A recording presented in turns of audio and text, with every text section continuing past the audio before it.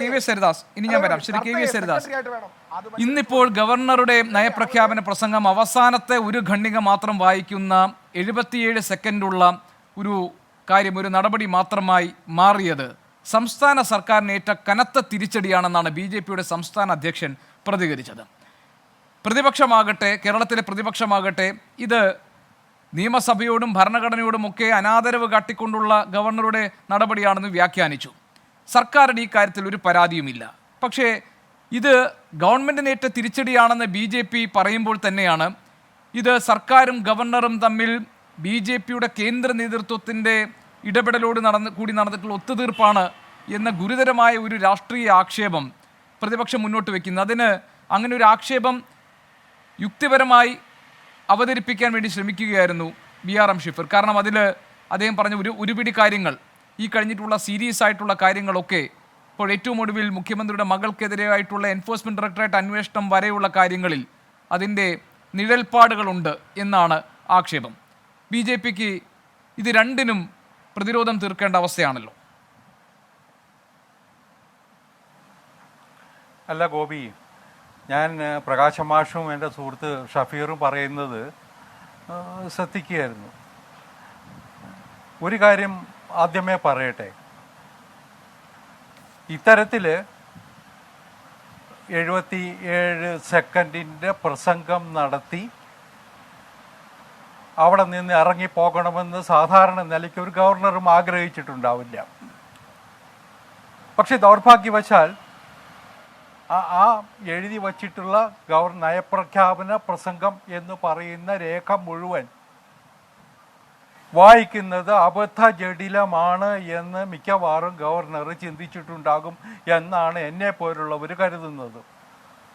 വസ്തുതാവിരുദ്ധമായ, യാഥാർത്ഥ്യവുമായി യോജിക്കാത്ത, ജനങ്ങളെ തെറ്റിദ്ധരിപ്പിക്കാൻ വേണ്ടി മാത്രം നടത്തുന്ന CPM നടത്തുന്ന രാഷ്ട്രീയ പ്രസംഗങ്ങളുടെ ഭാഗമായിട്ടുള്ള കുറേ കണ്ടന്റ്, അത് മുഴുവൻ ഗവർണർ അവിടെ നിന്ന് വായിക്കണമെന്ന് CPM ആഗ്രഹിച്ചിട്ടുണ്ടാവും. സ്വാഭാവികമാണ്. ഗവർണർ എൻ്റെ സർക്കാർ എന്ന് ആവർത്തിച്ചുകൊണ്ട് അവിടെ പ്രസംഗിച്ചാൽ അത് തങ്ങൾക്ക് നേട്ടമാകും എന്ന് ഒരു പക്ഷേ CPM-ഉം സർക്കാരും ചിന്തിച്ചിട്ടുണ്ടാവും. അത്തരം ഒരു അബദ്ധത്തിൽ ചെന്ന് ചാടേണ്ടതില്ല എന്ന് ഗവർണർ ആലോചിച്ചിരിക്കും എന്നാണ് ഞാനൊക്കെ മനസ്സിലാക്കുന്നത്. അല്ല ശ്രീ KVS, ഞാൻ അതിനൊരു സംശയം ചോദിച്ചോട്ടെ സാർ, ഒരു സംശയം. അതായത് ഇതിന്റെ ഈ നയപ്രഖ്യാപന പ്രസംഗത്തിന്റെ കരട് ഗവർണർ രാജ്ഭവനിലേക്ക് കൊടുക്കുമ്പോൾ അദ്ദേഹത്തിന് തിരുത്തലുകൾ നിർദ്ദേശിക്കാം. അദ്ദേഹത്തിന് അതിൽ സമ്മതം നൽകി ഒപ്പിട്ട് നൽകുന്നതിന് മുൻപേ അദ്ദേഹത്തിന് വിയോജിപ്പുകളുള്ള ഭാഗമുണ്ടെങ്കിൽ അദ്ദേഹത്തിന് സർക്കാരിനോട് തിരുത്തലുകൾ നിർദ്ദേശിക്കാം. അങ്ങനെയൊന്നും ഈ ഗവർണർ ചെയ്തിട്ടില്ലല്ലോ. അങ്ങനത്തെ ഒരു സാധ്യത നിലനിൽക്കുമ്പോൾ തന്നെ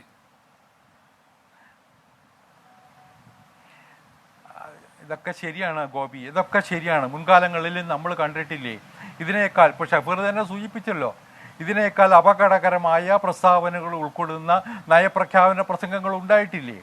അത് കേരളത്തിൽ മാത്രമല്ല, നരേന്ദ്രമോദി ഗവൺമെൻറ് വന്നതിന് ശേഷം ഈ പ്രതിപക്ഷം ഭരിക്കുന്ന സംസ്ഥാനങ്ങളിലൊക്കെ ഇത്തരത്തിലുള്ള നീക്കങ്ങൾ നടന്നിട്ടുണ്ട്.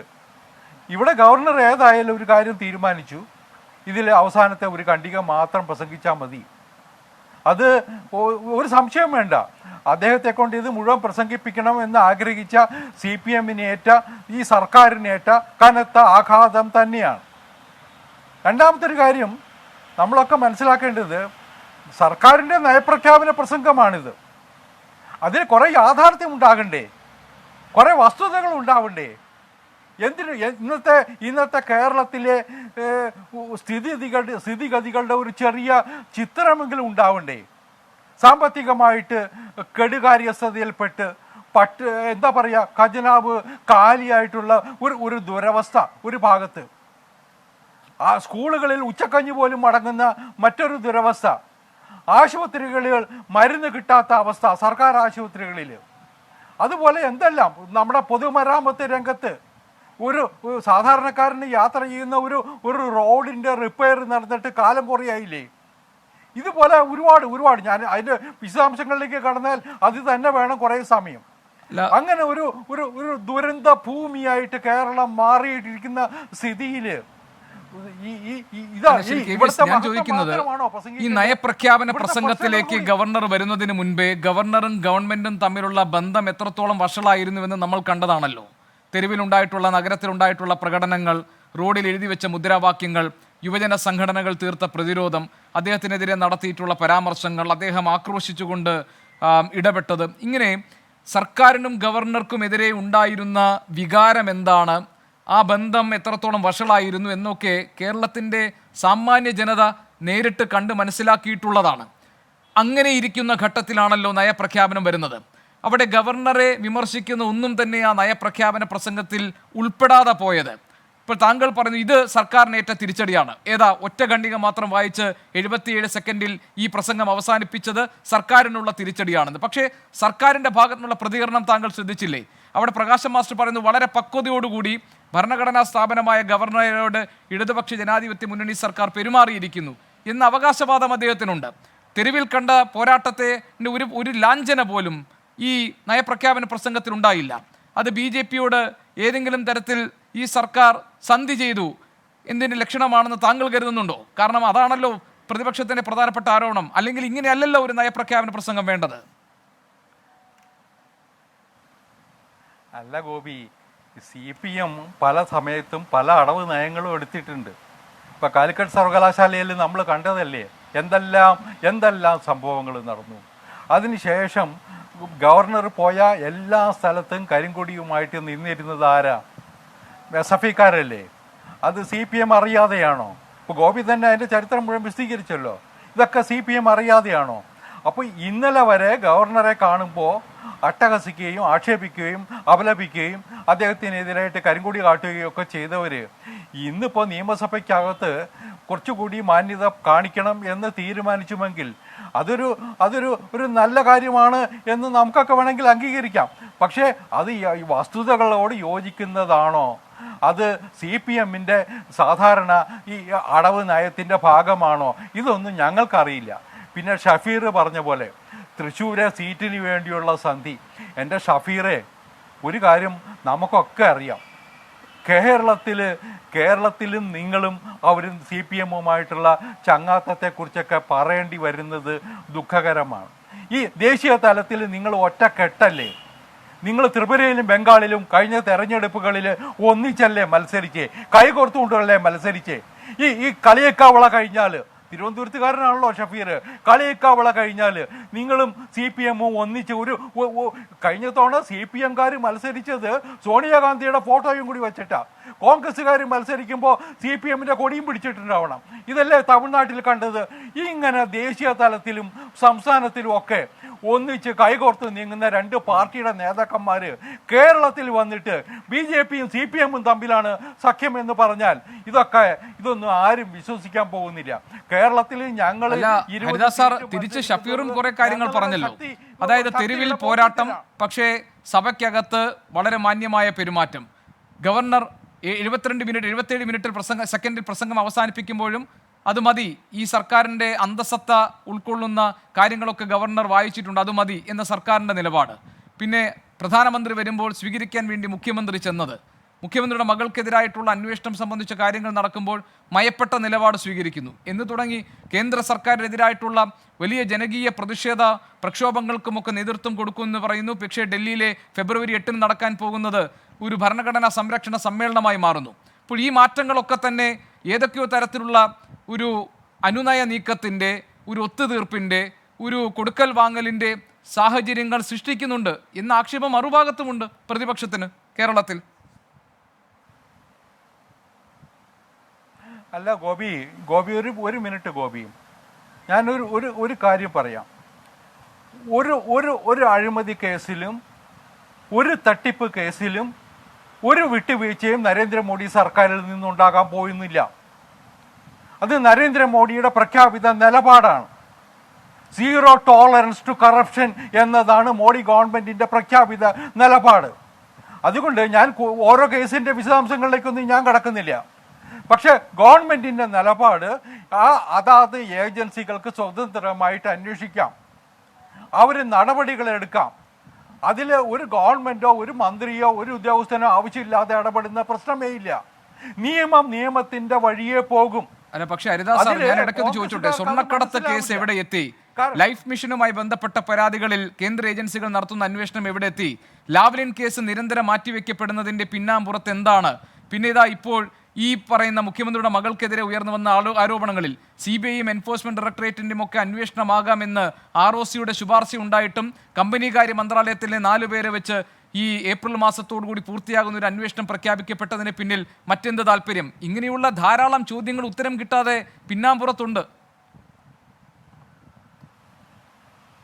അല്ല ഗോപി, ഓരോ കേസും അന്വേഷിക്കുന്നതിനൊരു സമ്പ്രദായമുണ്ട്, ഒരു രീതിയുണ്ട്. ഇപ്പം നിങ്ങൾ നമ്മുടെ മസാല ബോണ്ട് കേസിൽ ഐസക്കിന് സമൻസ് അയച്ചില്ലേ? എത്ര തവണ ഐസക് ഒളിച്ചു നടന്നു? ഇപ്പോൾ ഹൈക്കോടതിയിൽ ED കൊണ്ടുപോയിട്ട് മുഴുവൻ ചരിത്രം വിശദീകരിക്കേണ്ടി വന്നില്ലേ? ഒരു അന്വേഷണ ഏജൻസിക്ക് പാലിക്കേണ്ടുന്ന ചില മര്യാദകളുണ്ട്, അത് അവർ പാലിച്ചുകൊണ്ട് തന്നെയാണ് ചെയ്യുന്നത്. ഇപ്പോൾ ജാർഖണ്ഡിലെ മുഖ്യമന്ത്രിക്ക് 12 തവണയായിട്ട് സംസാരിച്ചു, കേജ്രിവാളിന് 4 തവണയായിട്ട് അയച്ചു കഴിഞ്ഞു. ഇവരുടെ വീട്ടിൽ പോയി കയ്യേറാൻ പോയിട്ടുണ്ടോ? അന്വേഷണ ഏജൻസികൾ മിതത്വം പാലിക്കുന്നുണ്ട്, അന്തസ്സ് പാലിക്കുന്നുണ്ട്, എല്ലാ നിയമങ്ങളും പാലിച്ചുകൊണ്ട് കാര്യങ്ങൾ ചെയ്യാനാണ് ശ്രമിക്കുന്നത്. അതുകൊണ്ട് ഇവിടെ ഏതെങ്കിലും ഒരു കേസിൽ ഒരു കേസിൻ്റെ റിപ്പോർട്ട് കിട്ടിയാൽ 24 മണിക്കൂറിനുള്ളിൽ എല്ലാം പൂർത്തിയാകും എന്നൊന്നും ഞങ്ങൾ വിചാരിക്കുന്നില്ല. സ്വർണ്ണക്കടത്തായിക്കോട്ടെ, അതുപോലെ ലാവ്ലിനായിക്കോട്ടെ, എല്ലാ കേസുകളും ഉണ്ട്. അതൊന്നും അവസാനത്തെ സ്റ്റേജിലേക്ക് എത്തിയെന്ന് നിങ്ങളാരും വിചാരിക്കുകയും വേണ്ട. കഴിഞ്ഞ ദിവസം കേരളത്തിൽ വന്നപ്പോഴാണ് പ്രധാനമന്ത്രി സൂചിപ്പിച്ചത്, നമ്മളാരും മറക്കരുത്. എന്താ പറഞ്ഞതെന്ന് ഞാനിവിടെ ആവർത്തിക്കേണ്ടതില്ല. ഏത് ഓഫീസിലാണ് സ്വർണ്ണ കള്ളക്കടത്ത് നടന്നത് എന്ന് അദ്ദേഹം ഓർമ്മിപ്പിച്ചത് എന്തിനു വേണ്ടിയിട്ടാണ്? അപ്പോൾ ഈ കേസുകളൊന്നും അവസാനിച്ചിട്ടില്ല എന്ന് വിചാരിക്കുന്നവരാണ് നമ്മളൊക്കെ. എന്തിനു വേണ്ടിയിട്ടാണെന്ന് താങ്കൾ ചോദിക്കുമ്പോൾ അതെല്ലാം വോട്ടിന് വേണ്ടിയിട്ടാണ്, അതെല്ലാം രാഷ്ട്രീയത്തിന്റെ ഭാഗമാണ്, അതെല്ലാം തൃശ്ശൂരിൽ ഇപ്പോൾ സീറ്റ് വെച്ച് മാറുന്നതിൻ്റെയും അഡ്ജസ്റ്റ്മെന്റിനും വേണ്ടിയിട്ടുള്ള ഒത്തുകളികളാണ്. അങ്ങനെ പിന്നാമ്പുറത്ത് ഒറ്റ നോട്ടത്തിൽ മനസ്സിലാക്കാൻ കഴിയാത്ത, ഒറ്റ യുക്തിയിൽ മനസ്സിലാക്കാൻ കഴിയാത്ത ചില കാര്യങ്ങൾ നടക്കുന്നു എന്നാണ് കേരളത്തിൽ പ്രതിപക്ഷം പറഞ്ഞുകൊണ്ടേയിരിക്കുന്നത്. അല്ല, കോൺഗ്രസ്സുകാർക്ക് അത് പറയാതെ പറ്റൂല. മാർക്സിസ്റ്റ് പാർട്ടിയുമായിട്ട് ചങ്ങാത്തത്തിലുള്ള കോൺഗ്രസ്സുകാർക്ക് കേരളത്തിൽ ഇത്തരത്തിലുള്ള കുപ്രചരണം നടത്തണം. ഞാൻ ചോദിക്കട്ടെ, കേരള നിയമസഭയിൽ ഈ പ്രതിപക്ഷം ഏതെല്ലാം സമയത്ത് തലകുനിച്ചിരുന്നിട്ടുണ്ട്? സുപ്രധാനമായ വേളകളിലൊക്കെ ആ ചരിത്രം മുഴുവൻ ഒന്ന് എടുത്തു നോക്കൂ ഗോപു. ഇവരാഞ്ഞടിക്കേണ്ട സമയത്ത് ഇവരാഞ്ഞടിച്ചിട്ടുണ്ടോ? തലകുനിച്ചിരുന്നിട്ടില്ലേ? അതുകൊണ്ട് കോൺഗ്രസും CPM-ഉം തമ്മിലുള്ള ധാരണ മറച്ചു വയ്ക്കാൻ വേണ്ടി BJP-ക്കെതിരായിട്ട് ആക്ഷേപം ചൊരിയുന്നത് ഒരു ശീലമാണ് അവർക്ക്. പക്ഷേ ഞങ്ങളൊരു കാര്യം പറയാം, ഞങ്ങളൊരു ഗവൺമെൻറ്റിനും എതിരല്ല. ഞങ്ങളുടെ കേന്ദ്ര സർക്കാരിൻ്റെ നയം അതാണ്. എല്ലാ സ്റ്റേറ്റ് ഗവൺമെൻറ്റുകളെയും നെഞ്ചോട് ചേർത്ത് നിർത്താൻ പരമാവധി ശ്രമിക്കുന്നുണ്ട്. അതിൽ രാഷ്ട്രീയ അഭിപ്രായ വ്യത്യാസങ്ങളൊക്കെ ഉണ്ടാക്കാം, അതൊക്കെ പറയേണ്ടവർ പറയട്ടെ. പക്ഷേ നരേന്ദ്രമോദിയുടെ നിലപാട് സംസ്ഥാനങ്ങളെ കൂടി ചേർത്ത് പിടിച്ച് രാജ്യത്ത് വികസനം ഉണ്ടാക്കണം എന്നതാണ്. അതിനു വേണ്ടിയിട്ടുള്ള ശ്രമങ്ങളാണ്. ഞാനൊരു ഇടവേള എടുക്കണം. അതിനു മുൻപ് ഞാൻ ഒരു കാര്യം താങ്കളോട് ഓർമ്മിപ്പിക്കട്ടെ. റിപ്പോർട്ടേഴ്സ് കളക്റ്റീവ് എന്ന് പറയുന്ന സംഘടനയിൽ നിന്ന് അവരുടെ കണ്ടെത്തലായി വന്നത്, കേന്ദ്ര ധനകാര്യ കമ്മീഷന്റെ അധ്യക്ഷനോട് നരേന്ദ്രമോദി അധികാരത്തിൽ വന്ന ഉടനെ കേന്ദ്രത്തിലേക്കുള്ള സംസ്ഥാനങ്ങൾക്കുള്ള നികുതി വിഹിതം വെട്ടിക്കുറയ്ക്കണമെന്ന് ആവശ്യപ്പെട്ടുവെന്നും അതിന് സമ്മതിക്കാതിരുന്നതോടുകൂടി തയ്യാറാക്കപ്പെട്ട ബജറ്റ് 48 മണിക്കൂർ കൊണ്ട് തിരുത്തി അവതരിപ്പിക്കേണ്ടി വന്നു എന്നുമുള്ള വെളിപ്പെടുത്തൽ വന്നിട്ട് ഒരാഴ്ചയാകുന്നതേ ഉള്ളൂ. താങ്കൾ കേന്ദ്രത്തിൻ്റെ സംസ്ഥാനങ്ങളോടുള്ള സമീപനത്തെക്കുറിച്ച് പറഞ്ഞതുകൊണ്ടാണ് ഞാൻ ആ ഭാഗത്തേക്ക് ഒന്ന് പോയത്. അല്ല ഗോപി, ഒരു മിനിറ്റ് ഗോപി, ഇത് അസംബന്ധമാണ് ആ വാർത്ത. എവിടെയോ ആരോ പറയുന്ന ഒരു ഉദ്ധരണി എടുത്തിട്ട് ഉദ്ഘോഷിക്കുകയാണ്. നിങ്ങൾ ആ ഉദ്യോഗസ്ഥൻ്റെ ഒരു ബൈറ്റ് കാണിക്കൂ. രണ്ടാമത്തെ ഒരു കാര്യം, ഈ പറയുന്ന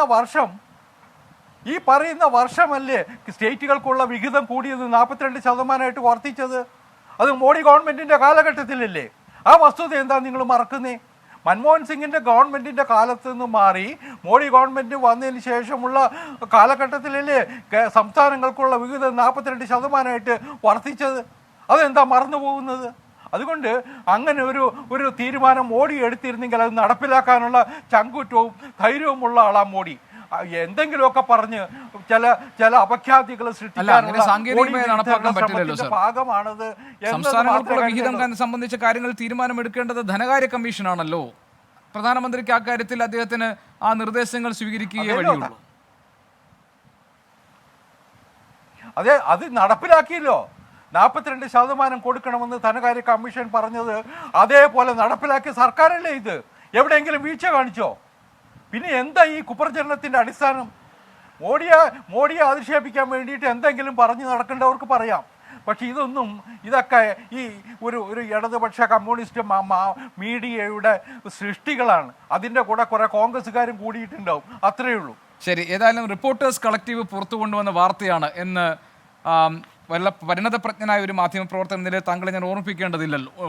അതിൻ്റെ ആവശ്യമില്ല ഉണ്ടെന്ന് എനിക്ക് തോന്നുന്നില്ല. ഏതായാലും ഞാനൊരു ചെറിയ ഇടവേള എടുക്കുന്നു. ഇടവേളയ്ക്ക് ശേഷം ഞാൻ തിരികെ വരുമ്പോൾ പ്രകാശൻ മാസ്റ്റർ താങ്കൾക്കുള്ള ചോദ്യമായിരിക്കും ഉണ്ടാവുക.